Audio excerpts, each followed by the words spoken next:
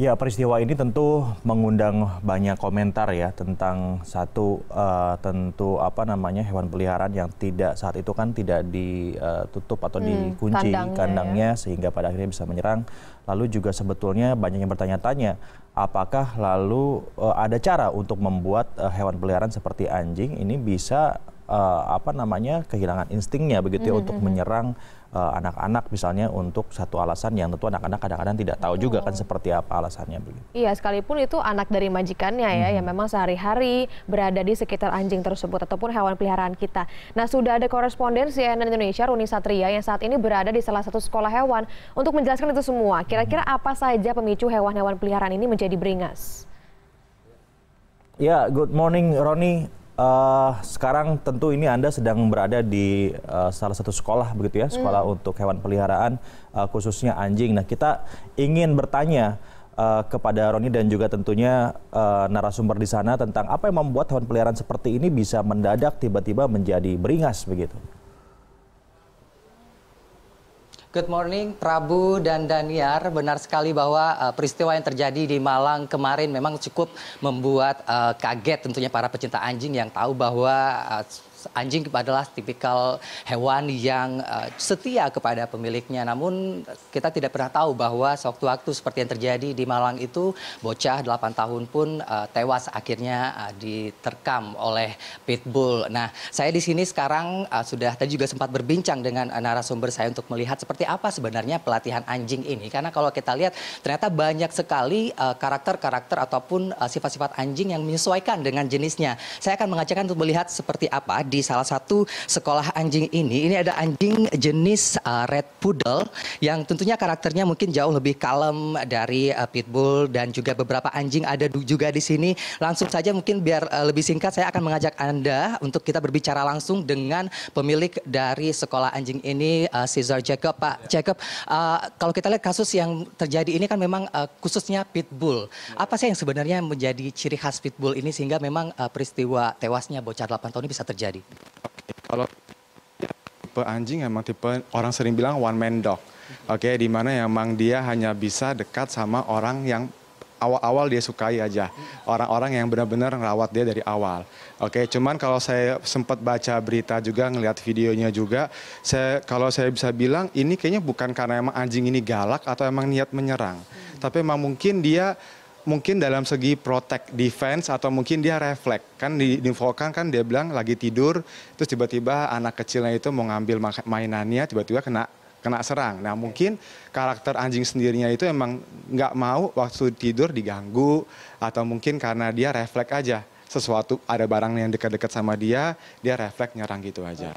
Refleks itu muncul apakah dari training pertamanya? Kalau kita lihat kan pasti ada basic obedience yang dilatih kepada para anjing ini. Tentunya karakter pitbull ini seperti apa sehingga basic obedience apa yang harus dia miliki? Karena ada dua jenis yang seperti Mas bilang bahwa ada yang kalau pitbull klasik ini yang tipikal petarung, kemudian juga tipikal yang family seperti itu. Seperti apa Mas? Iya, oke. Kalau untuk basic training, kalau saya lihat sebenarnya semua anjing itu memang dilatih untuk mematuhi tuannya. Apalagi kalau saya lihat berita juga emang anjing ini juga pernah ikut kontes, pernah ikut show juga atau sporting dogs, oke.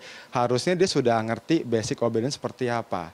Oke, cuman yang membuat kalau saya boleh prediksi adalah mungkin karena dia sudah terbiasa untuk nggak diganggu, mungkin. Oke, karena dia udah terbiasa untuk contohnya anjing ini dikasih makan, tiba-tiba makanan mau diambil dan dia marah dan dia mau nyerang, itu mungkin kecenderungan pemilik untuk membiarkannya aja.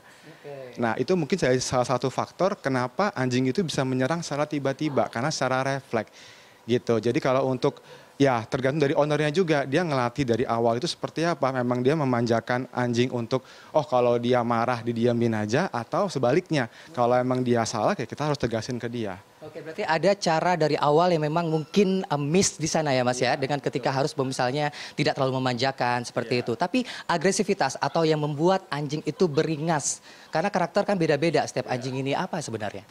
Yang membuat beringas, oke. Dalam hal konteks apa lu beringas seperti apa? Maksudnya menyerang? Oke, karena emang pitbull itu emang ya saya bilang itu dia ada dua tipe, family dog sama fighting dog. Oke, kalau emang family dog rata-rata jarang sekali dia bisa menyerang. Apalagi kalau kita bilang dia main kontes, dia lebih dilatih untuk mental ketenangannya.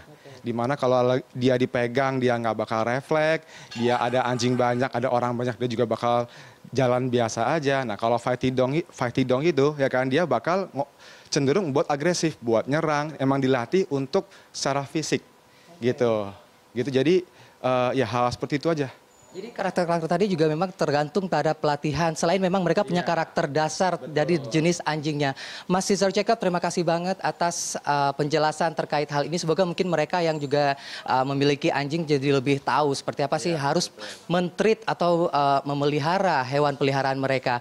Ya, Daniar dan Prabu, demikian perbincangan tadi saya dengan Cesar Jacob, salah satu pemilik sekolah anjing yang ada di kawasan Jakarta Pusat. Dan kalau kita lihat memang ada banyaknya jenis anjing ini ataupun karakter-karakter yang perlu dipelajari lebih dalam sehingga tentunya para pemilik jadi lebih tahu bagaimana cara men-treat ataupun memelihara yang benar sehingga perawatannya pun juga tidak memberikan dampak-dampak yang negatif di kemudian hari. Kembali ke Anda.